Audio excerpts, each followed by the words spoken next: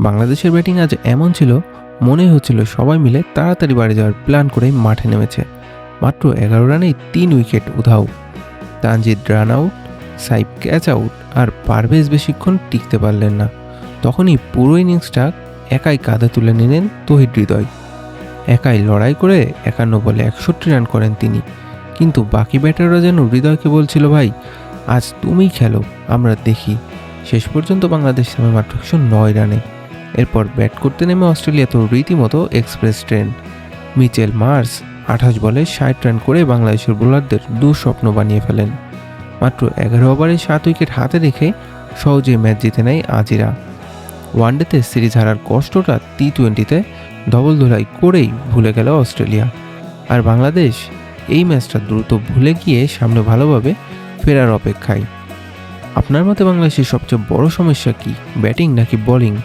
কমেন্টে আপনার মতামত জানান।